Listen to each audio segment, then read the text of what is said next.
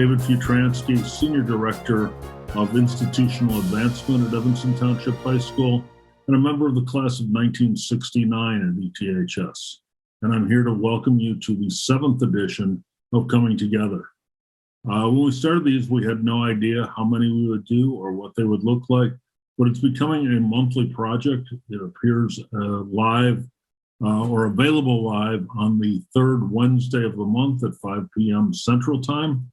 And this month, we're taking a look at social and emotional learning, particularly how it affects ETHS and kids at Evanston, but it's actually kids throughout the pandemic who've struggled with not being in school, being in school some days and not in others, dealing with their parents, parents dealing with kids, a whole range of issues around what we have learned. So today it's social and emotional well-being as we head towards the end of a pandemic.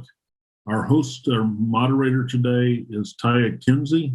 Taya is not an alum, but she is the Associate Principal for Student Services at Evanston Township High School. And Taya, it's all yours.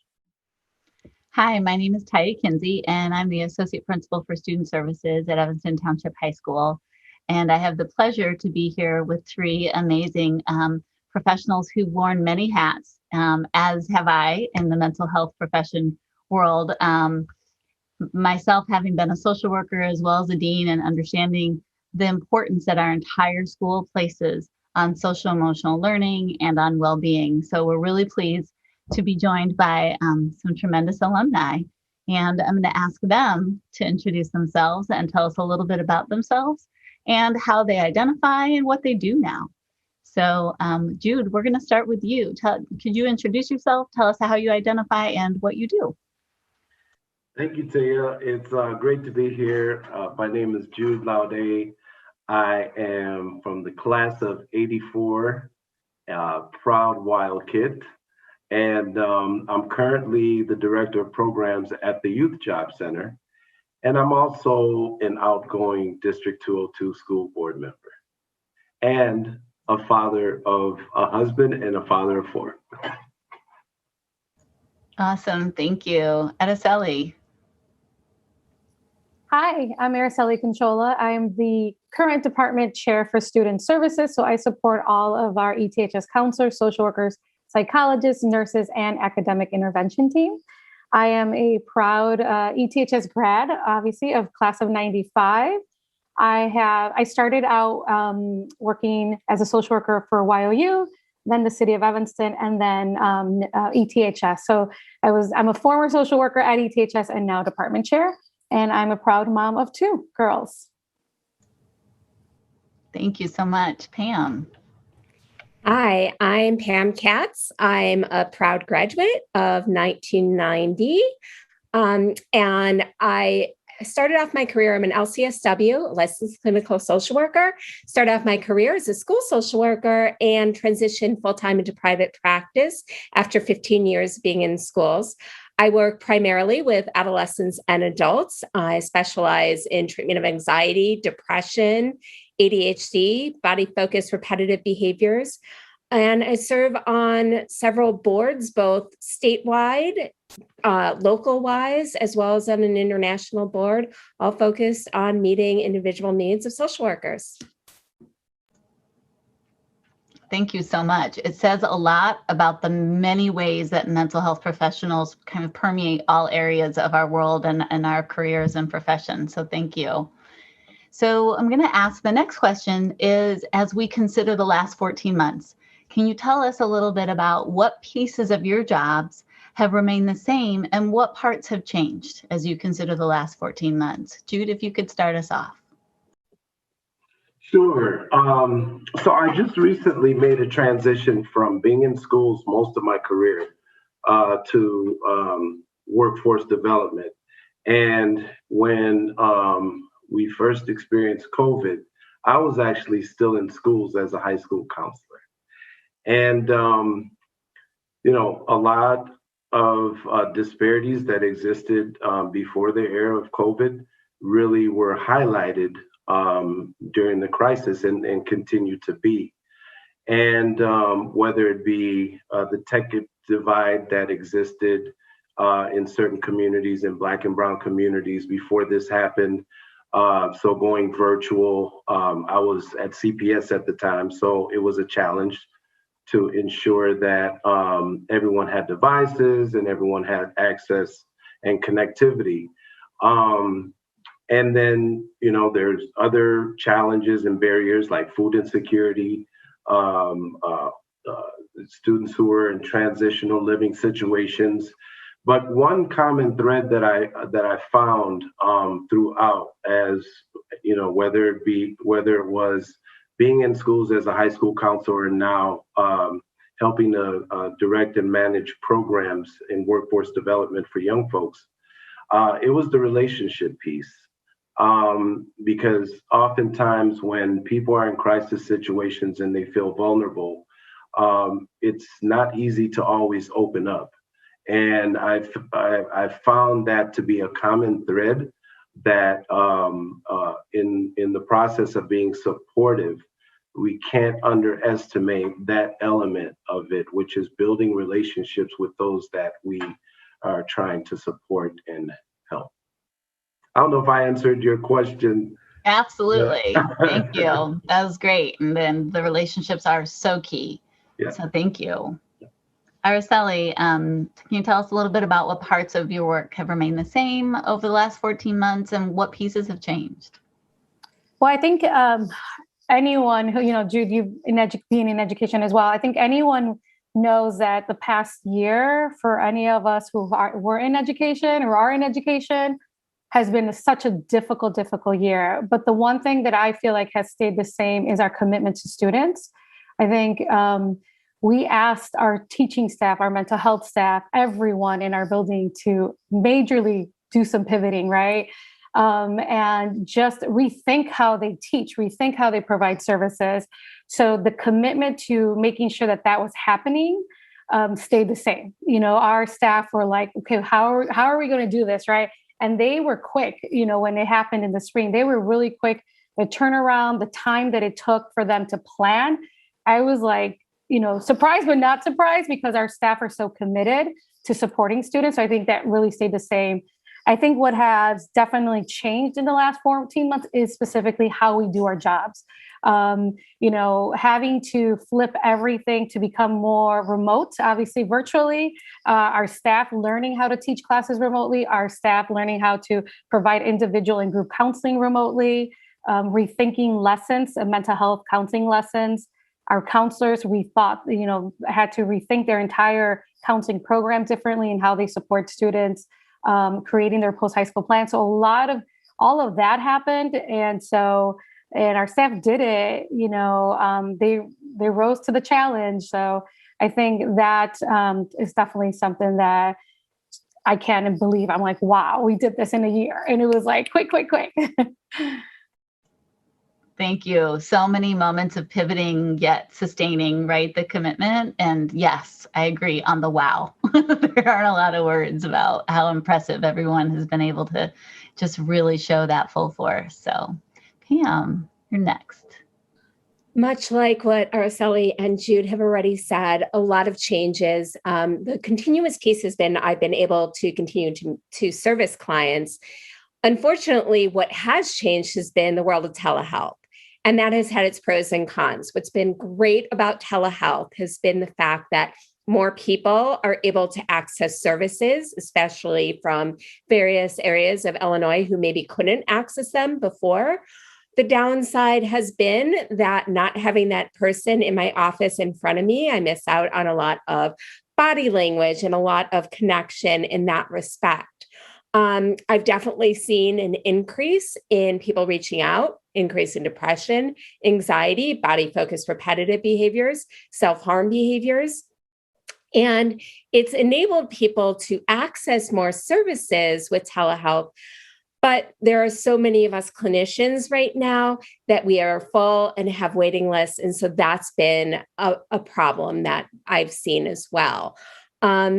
The really cool thing that I have seen is that the adapting to the technologies, people becoming more comfortable with it, clients becoming more comfortable with it, finding a safe place in their homes or cars where they have privacy to be able to talk. Those have been some problems that we've had to problem solve to make sure that they have the privacy to feel comfortable in a space to be able to talk and to get help.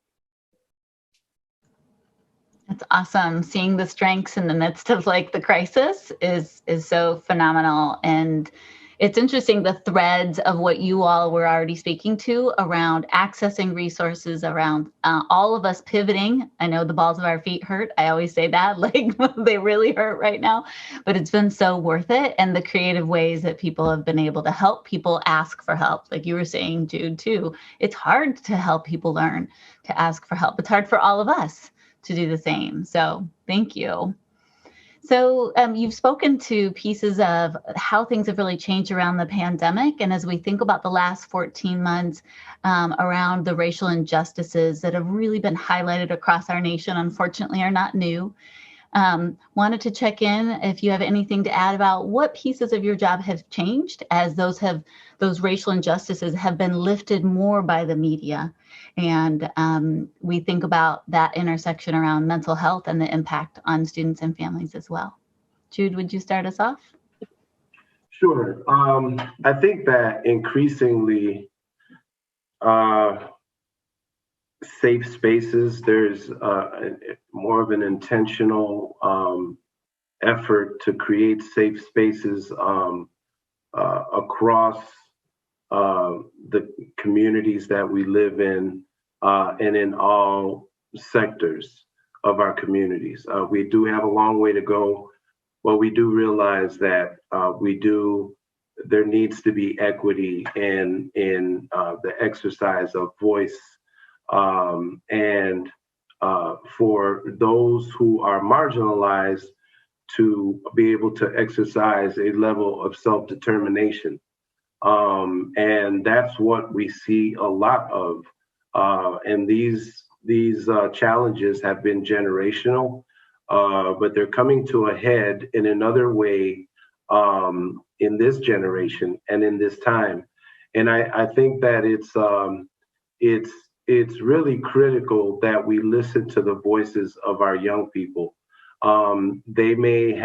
We do have a lot of wisdom to share and to pass down. However, there are new ways that are adaptable to the time in which we're living now.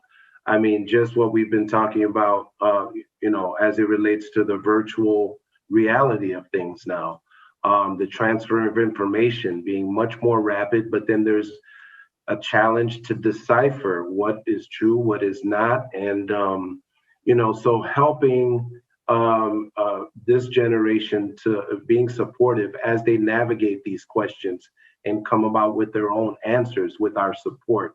But I think the safe spaces are critical.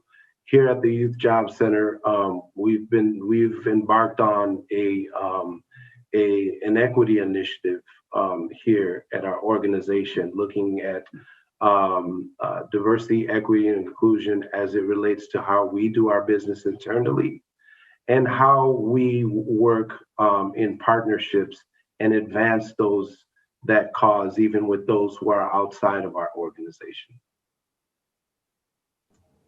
Thank you very much. As we think about our goal 1 around equity and excellence, and our goal 2 is around well-being, all these components interact. So thank you for that.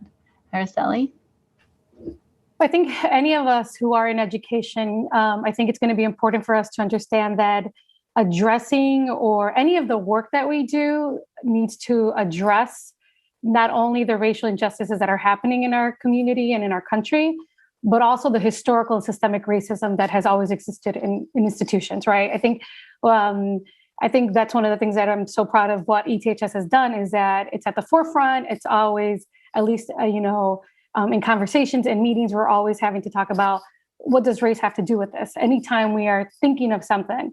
And then we are challenged by our staff when we don't. And that's awesome, right? Because we need to sometimes be challenged to think about whatever our response is to try to, when we're finding solutions to a problem, I think our staff keep us on our toes. I think we try to keep ourselves on our toes and challenge ourselves and say, are we going to disproportionately impact a certain group by whatever decision we're making? I think the pandemic and the injustices that have been happening add another layer to it, because we know, like across the country, right, Black and brown people were the ones dying from COVID, and that impact that it had on families with work also. Many of our, what we heard from our teams is that parents were losing their jobs. They were being impacted obviously by COVID because a family friend or they themselves lost a family member. And so when we think about that, I think about all the stress that our students are under, and I think about the stress that our families are under, not only from prior pre-pandemic, all of the racial injustices already creates a layer of stress. But then on top of it, now we're dealing with a pandemic. And I think related to this topic, there's not enough services. We're always, Pam, you talked about that there's a long list of a waiting list, and I think about my own experiences in my own family, how easy it was to access mental health for my own family members because of insurance. And then I think about, I was telling this to Taya, of a moment when my own family needed mental health support, I was quickly able to get it. I was privileged in the fact that I had insurance and that I was able to get it right away. And I think about all our families who are underinsured or don't have insurance, that it is a long process to get them those services. And so I think that's where, as a school, we play that pivotal role to meet those gaps. So if a family can't connect with somebody immediately, then our providers can come in and support that student in the meantime. Such a good point, because the act of asking for help is one thing, but actually being able to utilize resources and avail yourself is another. So thank you. Pam, want to go next? Sure. I think that the pandemic has really highlighted our social injustices, whether it is access to healthcare or access to resources, access to vaccines, access to testing, the work environments that so many of our Black and brown community members are working under in this time, students, their access to things like technology, food, having the supports at home. Many of our older students, while their parents are at work, are not only doing remote learning from their own home, but they're also responsible for their younger siblings as childcare providers and making sure they're doing their work. And so there are so many different layers that have come up that have been highlighted by all of these components. I'm not sure that the two, meaning the pandemic and social injustices, can be separated. I think that these changes have been felt throughout, even if individuals aren't directly impacted, they're looking on or at the situations that so many of our community members are facing, and they're feeling helpless and they're flooded with emotions. And even that piece has been so apparent. They watch the news, they know their neighbors, they hear of a story, and they are flooded and feeling helpless at even the pieces that they want to be able to contribute, to be able to help. Sometimes they feel are not good enough. Our world is changing and we are being forced to change and adapt. And kind of similarly, as I think back to 9/11 and how we were forced to change and changes that occurred post 9/11 that we still have in place now. Think about how we have to board a plane and how different that is from pre 9/11. And I wonder how some of these components with this pandemic are going to continue even once the pandemic is under control. And I think that that's a piece that, is yet to be seen because we don't know. Well, Pam, you led right into the next question and thinking about the future. Because exactly right, the impact, we don't know yet what the future holds, but we know that it's changing the way we engage, the way we're looking forward to engaging with people differently in safe ways as we're moving forward, and in honoring trauma and racial trauma and all of these components. So thanks for that good segue. The next question is, when you think about 10 or 20 years from now, how do you think our students will look at the past year or 14 months?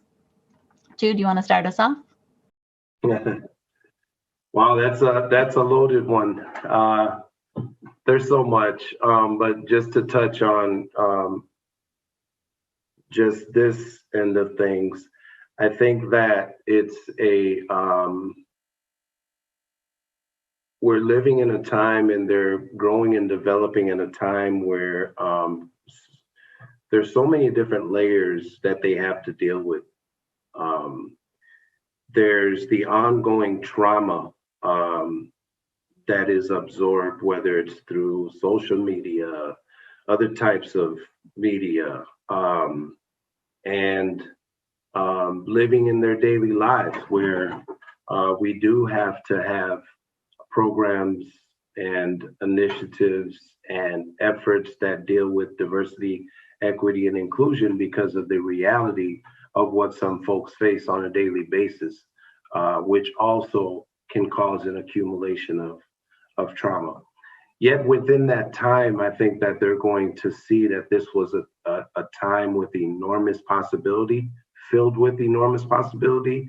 When we talk about reimagining the ways we communicate, reimagining potential for creating businesses or any other types of creations and forms of expressions.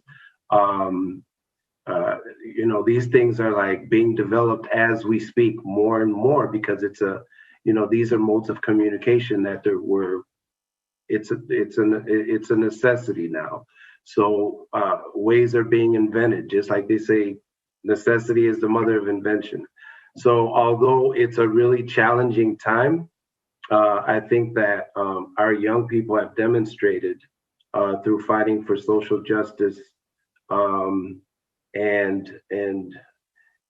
just all this reimagining and resiliency that's happening because of COVID. I think our young people have proven themselves to be resilient and trendsetters. And I think they're going to look at this moment as a moment that was filled with possibilities. And that was really a defining moment in reimagining how what society could really be like in their time. Thank you. We're in some ways in tremendous places in growth, and yet we have a lot to look forward to with all that possibility. You're so right. Thank you. Araceli, we want to go next? Sure. I think it's a difficult question, because I would hope that they could look back and say that this was just a one moment in their life, but didn't define who they are, who they want to become. Because they've had to make some tough sacrifices. I think, we have to we all acknowledge that as adults, that our young people have made some tremendous sacrifices, things that they were looking forward to, specifically, just things around that they're so used to. When we hear of high school, my high school experience, I want this. But I do also hope that they think about the good times. When we think about when we all went in the lockdown, right? We thought about all those moments, like, wow, when will I ever get to spend so much time with my family? Like we were trying to look at it in a positive way. And so I hope that they can look back and look at all the good moments and the good times that they had. But also, I mean, for me, I've been reflecting a lot on how amazing as a community we came together and did things for the benefit of the greater community. So I think I hope that as young people that they can acknowledge that they played a role in that when their games were canceled, their school was canceled, that they can say, but I did this for the greater community so we could all stay healthy. Thank you. It's such a good point. And it's about that student agency again, whether it's in your own home or thinking about keeping the community safe and finding the good within that. So that's great. Thank you so much. Pam. Unfortunately, our memories are short and ever changing. And what we remember 2 years from now is going to be so different than what we remember 10 years from now or 20 years. But hopefully people are going to remember what they valued during this time, what was important during this time, and that they will take that with them. A lot of what people will remember, though, it's going to depend on their context and how they looked at the situation. And so for some, it might be about, remember that time that we had to wear masks everywhere we went, versus for others, it might be an opportunity for change. But regardless, for all of this has been a time of loss, a time of loss of loved ones, peers, social interactions, activities, school, events, all of these things. And even within my own household and having 3 teenagers and just seeing the difference of how they're reacting and responding is so different, because each of them has a different context that they're looking at this. But one of the things that I hear from a lot of my clients is even the loss of the little things, right? Not being able to hear the school bells ringing between class periods, or getting to hear that person next to them snickering in class, right? Like missing out on those small things too, things that we haven't necessarily realized as a whole, that it's not just these big things like football games, but there are small things that they're missing. And I think that we've seen such an increase in anxiety, depression, OCD type behaviors, that my hope is that since we've all gone through this as a whole, and we've all had this collective experience, that mental health, the stigma for mental health will be further decreased, and the access to services and preventative services is going to be easier for individuals. That is my hope. Thanks, Pam. Again, you all have so much collective focus on like the strengths and the positive and what's happening, and yet also honoring this grief is real around the loss, whether it's the small things or right, the huge losses that many people have endured, whether that's food insecurity or deaths in their families and all those components. So thank you. So we're going to take one moment and do a rapid set of questions. So this is going to be our pivot moment. So you get to use the balls of your feet again. And this will be more of our lighthearted, because we all get to ground ourselves and be present in the lighthearted as well. As alumni, I'm going to ask you, and we're going to go in the same order. So it does put Pam at a little more of an advantage than Jude. Aracella's in the middle on that. So we'll start with Jude.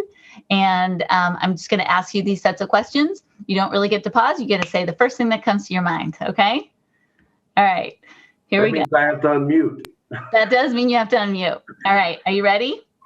Yes, I am. North, south, east, or west? Goalposts, sidelines. Okay, ready? Which one? Beardsley, Michael, Boltwood, or Bacon? Beardsley, we were there, freshman class. Awesome. Contained. Contained. Blue or orange? Blue or orange? Mm-hmm. I'll go with the orange. Orange, okay. Where did you go to lunch back in the day? We called it East. Cafeteria. Blue. Blue, yep. Awesome. And where did you and your friends hang out in E-Town in the community back in the day? Or maybe not so back in the day. It's not. Yeah, one answer, right? One answer? Yep. Yeah. Burger King. Burger King. Oh, yep. All right. Awesome. Thank you. All right, Araceli, now you already know some of these questions. So I'm going to come to you next. And the first one is north, south, east, or west? North? I don't even know what it means. Beardsley, Michael, Boltwood, or Bacon?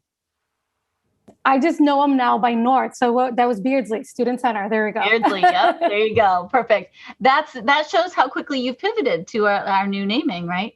Blue or orange? Blue. Blue. Where did you go to lunch? Beardsley. Nice. Oh, yep. Beardsley. Yep. North. Where did you and your friends hang out in E-Town? Robert Crown Park. Robert Crown. We got Burger King, we got Robert Crown. All right. Thank you. Pam, you're next. North, south, east, or west? North.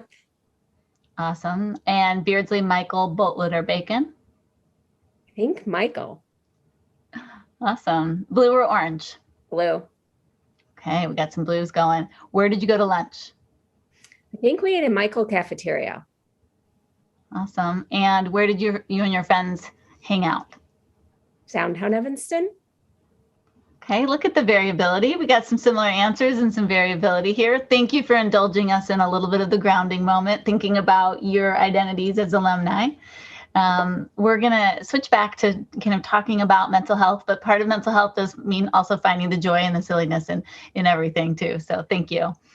The next question is, what challenges do you anticipate as we transition to fall with full in-person classes in terms of social emotional functioning and mental health experiences of our students? Jude, do you want to start us off, please? Yes, sure. I think that we're going to have to reimagine how we build community in the classroom or in spaces, because we're so used to doing that when we're in proximity to each other, and trying to find new and exciting ways to engage young people and to encourage them to build community in reimagined ways. Yeah. Thank you. That reimagining piece is so important. When you think about reimagining, even in the classroom community and building those relationships, how are there pieces that, as with your school counselor hat on, or as a parent or as an alum, that you would envision doing more of than ever before? Well, one thing I saw before, and I was really pleased to see this happen increasingly from the lens of a board member, is when I saw, Araceli and her colleagues incorporate more SEL into the fabric of what's done in the classrooms instead of it being an afterthought. Again, you still have to find creative ways, but it was interesting to see that it incorporated more virtual resources now as well. And I saw that from the lens of a parent. And I thought to myself, as a counselor, this is what I would be doing for my students, to ensure that they're supported so that they're able to access in a range of ways. So there aren't barriers to accessing that social emotional support. Thank you. And that's quite an endorsement on the efforts of ETHS too. I'm biased. Yeah, thank you. Araceli, and I'll just repeat the question because it's a little bit longer. What challenges do you anticipate as we transition to fall with full in-person classes in terms of social emotional functioning and mental health experiences of our students? So I think there's the broader, yes, more students are suffering with anxiety and depression, but I think it's going to be important for us to individualize experiences and asking students what their experience. I think we've heard that for many students, they actually felt that this time was very comforting and productive for them because they didn't have to face maybe some of the social anxieties that they would face inside the building. So I think it's going to be a hard task for all of our staff to really build that community, as Jude was talking about, in the classrooms. And so also pausing to check in with students to see where are they at, asking them directly, where are you at, versus just assuming that all students are suffering from anxiety and depression. But also not assuming that even though that student may be that student that everybody thinks, has it together, right? Together, that they may not be suffering from anxiety. So I think just having open conversations, I hope that our teachers, I know that our teachers are very open to having these conversations in building community, and then being able to connect students to resources. I think now that we're going to be in person, I have a feeling that students are going to be seeking out. One of the things that I think we've been blessed is by having board members in a community that supports mental health inside the building. So we've never had an issue with students not accessing services. We're actually very busy in terms of how our students access services, but I have a feeling we may need more of that. So I think going back to what Jude said, ensuring that SEL conversations are happening in the classroom so that we can make sure that students are connected to the things that the services that they may need.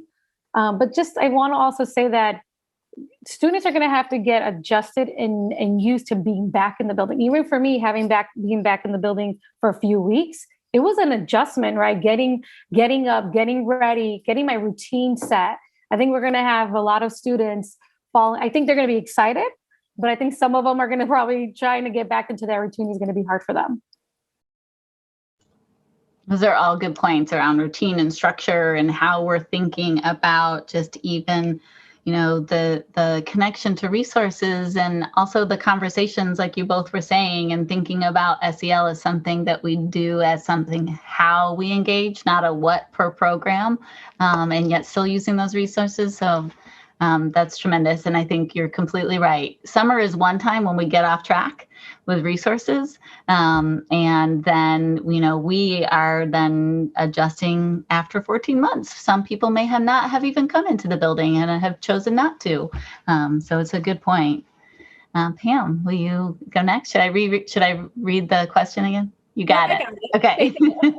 I think that first and foremost, there is going to need to be a lot of identification of students at risk and continuous assessments. I do think that there needs to be a message of safety repeatedly for these students. And it is going to be meeting their needs, safety in terms of social, emotional, in terms of medical safety, all of these pieces. And so that piece is going to be really important. For students that are freshmen this year and entering into their sophomore year, well, they're sophomores, but they have missed an entire year of high school. They're an introductory year. And so that is a group that may need to have an orientation unlike previous sophomore classes, right? And then you have your students who have been underengaged with remote learning, that maybe they turned on their computer and joined the Zoom link, had their camera off and went and took a nice nap or didn't engage in the lesson or whatever. So they were counted as there, but didn't engage. And that group might be more obvious to identify in terms of academic challenges. But there's another group of students, which some of my clients, which if I were to mention their names, which I won't, would pretty much be upset with me for mentioning. I've had a lot of clients who have done very well academically and cheated their way through this year. And whether that was texting their friends during the middle of a test and sharing answers or pulling up other windows. And so that group is going to be less obvious upon entering into the year because they look like they did really well. But regardless, there is going to be a group of students that need to learn what it means to engage in learning, to engage in academics, to handle and manage the stress related to missing a year of knowledge and academics. And that's one piece of it, but also needing to acclimate to being in a school building again, right? All the sensory overload that they haven't had to experience, the noises, the sights, the lights, all of that, sitting in an uncomfortable chair for an entire class period. And so that's going to be a piece as well that's going to have to be addressed. Like, how do we help students with that sensory stimulation? Thank you. Those are really good points. And I think about the underengaged as well as some students who may have been using their resources in other ways. Is that a nice way to say it? Who have to kind of rethink and retool what that looks like. And I think those are good points. I have a quick question for you all, and I'm veering a little bit off, but following up on what you all talked about of using resources of our schools' tremendous capacity to identify and talk with students and make referrals to social workers and have our mental health professionals support our students. And that's specifically as we think about what does it look like as we're coming back, not just post-pandemic, but we're also coming back to a new structure and a new routine as we're going to have a block schedule. Any thoughts? And this is where I'd invite you. We're not going to go round robin on this one. Any thoughts about how that might impact use of resources, experiences for students, engagement? I'll go.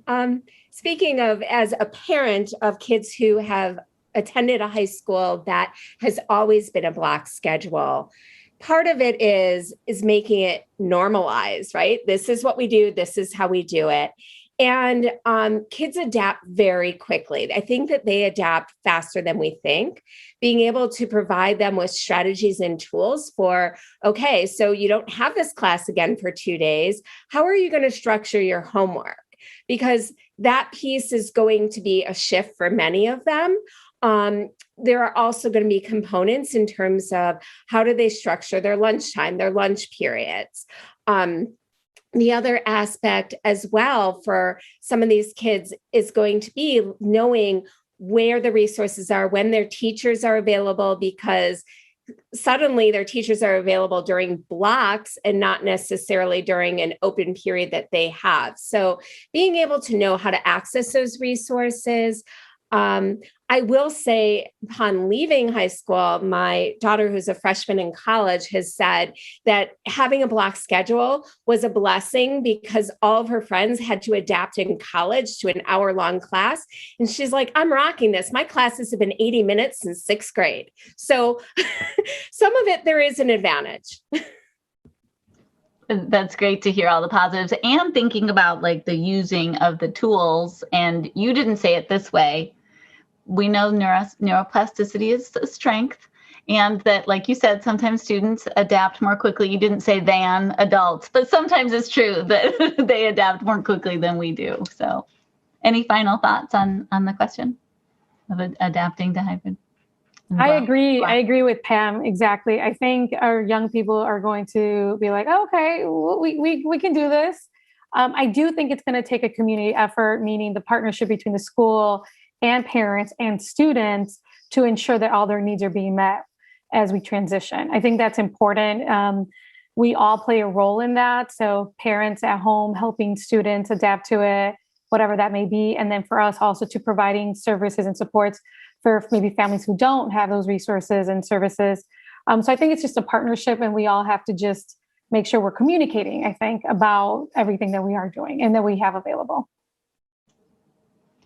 Sally, your emphasis on partnership kind of really fits with that block model of this is about everything happening within, right, a block that of a class. And then you're extrapolating it to the beyond of like it's teachers, it's students, it's parents, it's our community. So it's a great point about partnership. Thank you. I want to go back to talking about some of the concerns that we've identified and ask you all, how do you see the anxiety and depression? You've mentioned some of it already. What pieces haven't you yet shared around how you see anxiety and depression manifesting currently and what you anticipate in the fall? And Jude, if you can start us off, that'd be great. Yeah, I think one of the challenges is going to be those behaviors or the challenges that are internalized that we can't visibly see. And as Pam was saying, and Araceli as well, because when you're talking about identifying, students who may need these supports, and when you do that, you have to have greater context, and that leads to the relationships with families having a good understanding as to the degree possible of what some of the factors may be that are contributing, that may be contributing to either trauma or any grief, grief that's currently being experienced or happened even before COVID that someone was dealing with. So again, I think a lot of it is going to take granular work where you're working in teams, where mental health professionals and counselors and teachers are working as a team to identify students, to raise flags and make interventions, timely interventions, and do that in a collective manner, not only with those within the school, but I think it's going to call for even a greater number of partnerships with those who provide essential social services outside of the school community, because it's a continuum. We have the students in the schools for a significant part of the day, but they are also coming from communities and going back into communities. So that to the extent, like Araceli was emphasizing, partnership, I mean, that's going to be key in terms of really being there to be responsive in a timely manner to those who need us. Thank you. We do have to bring back Evan Strong wasn't just during the pandemic. It is about that, all of us together. So really great points. Thank you. Araceli, you want to share with us your thoughts about the anxiety and depression? Yeah, I think it's going to be important, again, for those partners, for the parents, for the teachers, for our staff, to really pay attention to what students are saying and what they're not saying. I think oftentimes, I know as a parent, I ask my girls, like, how are things going? And there's like, fine, fine, fine. But then it's like, okay, what am I noticing about their behavior? What's changing at home, at school? Are they changing friends? And then asking those deeper questions about, instead of just saying, how are you? But maybe what is really going on? What's going on? How can I help you? And I think those are difficult conversations I know I have as a parent. And I know many of our parents have those also. But I think trying to, even our teachers, when we are asking, how are you? Saying to our students that it's okay to say how you truly are feeling. Many of us always say, oh, I'm fine, right? We because we're so busy, our lives are so hectic. But I think trying to remove that stigma to talk about our feelings and to really say, no, how are you truly feeling? What is, how was your day? Are you sad? Are you angry? What, and having, I think many of our teachers are so good at this, like where they sit down with a student and in 5 minutes, they notice something's up. And so then they use their resources to connect. And I think that's going to be super important for all of us. Again, not only the teachers and our staff, but also parents to be noticing those changes in their child because they're so subtle. They're so subtle sometimes.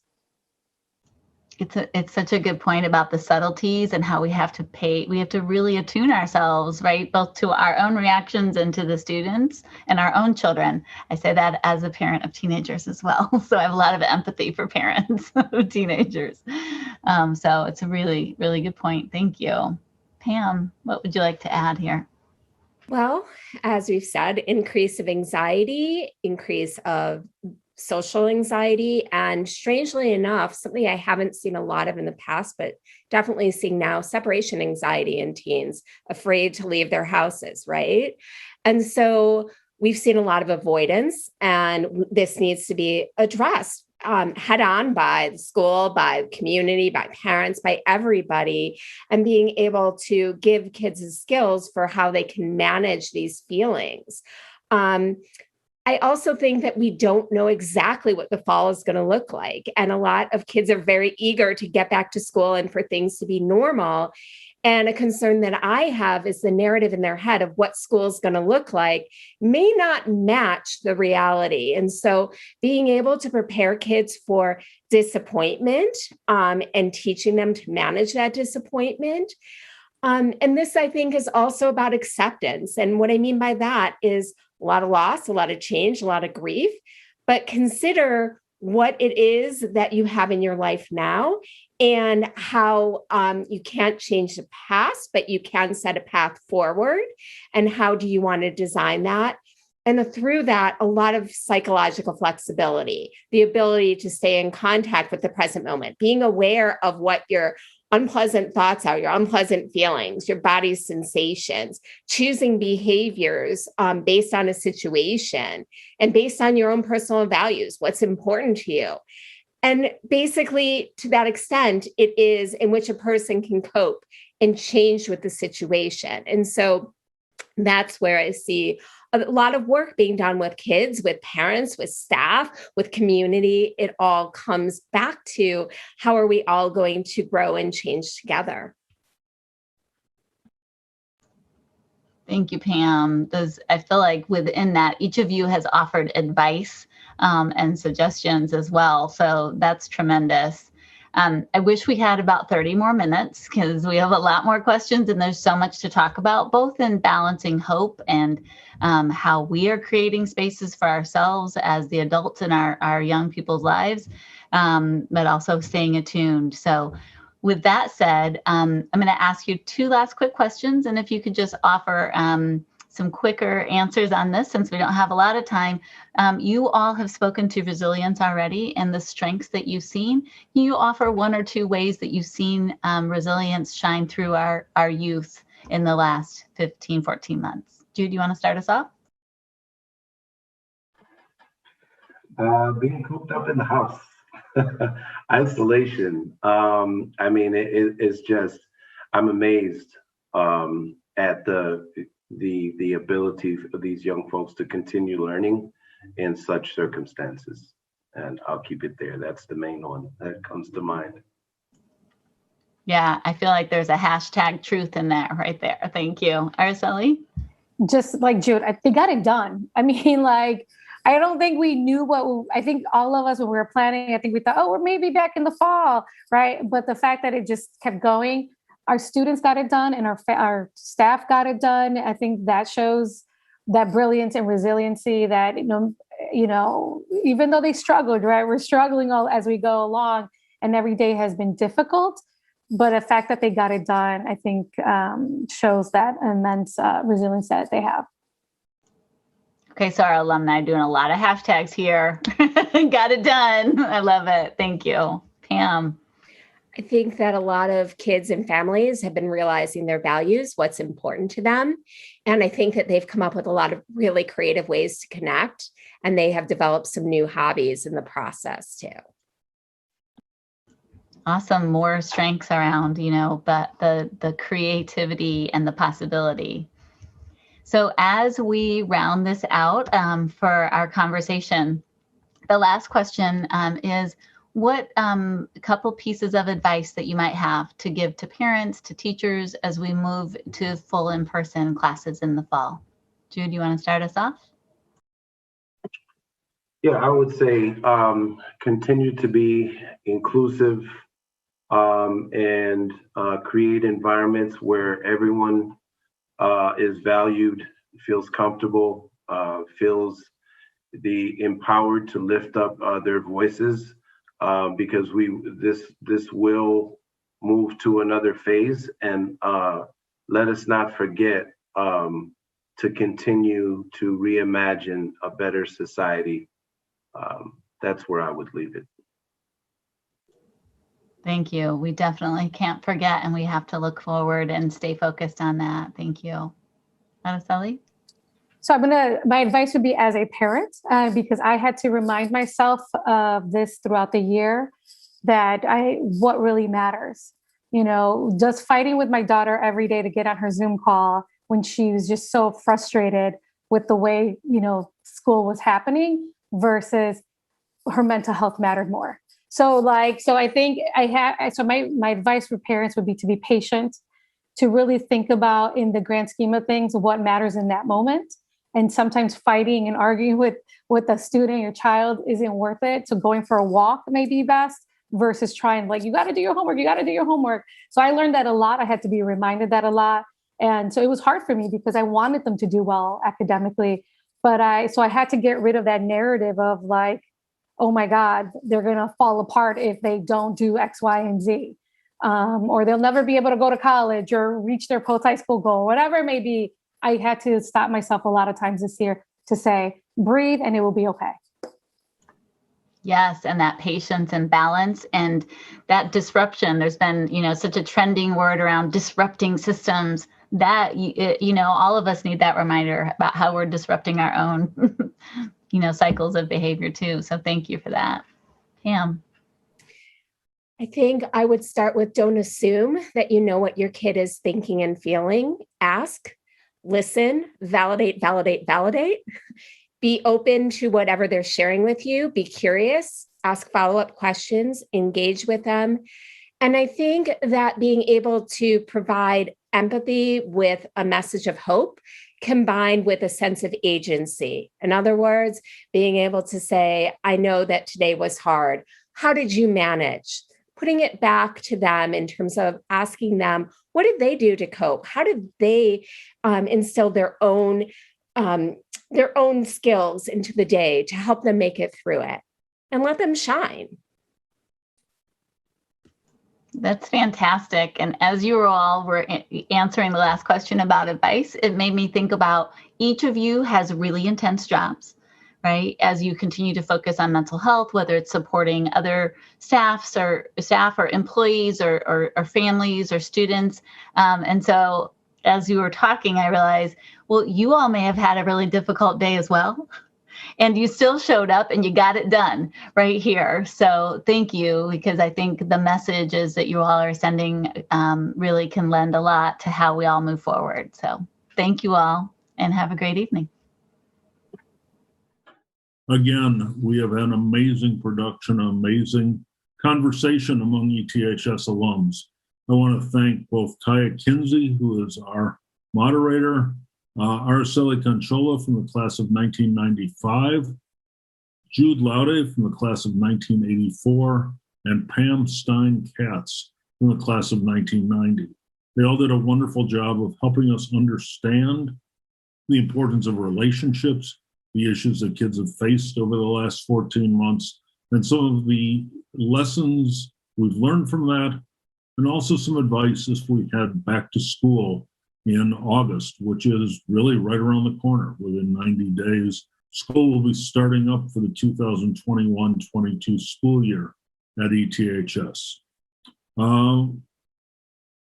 We've got a number of shows coming up over the next few months. Just to give you a slight heads up, next month we will be talking in June about the Peace Corps at the time of the 60th anniversary of the start of the Peace Corps. In July, right ahead of the Tokyo Olympics, we'll be visiting with ETHS alumni who have participated in Olympic Games. And in August, SETHS comes back to school. We're going to talk with some of the teachers of our alumni, retired teachers who have years of experience and years of stories to tell about ETHS alumni. We're hoping in September to take a look at how the job market has changed because of the pandemic and what do you need to do if you're looking for work today. So we have a few months scheduled out. Most of those ideas came from other alumni. So if you have ideas, please let us know. One final point, the ETHS Foundation is coming to the end of its fundraising year. If you haven't made your gift yet this year and want to do so before June 30th, please look at supporteths.org. Thank you so much. We'll see you next month.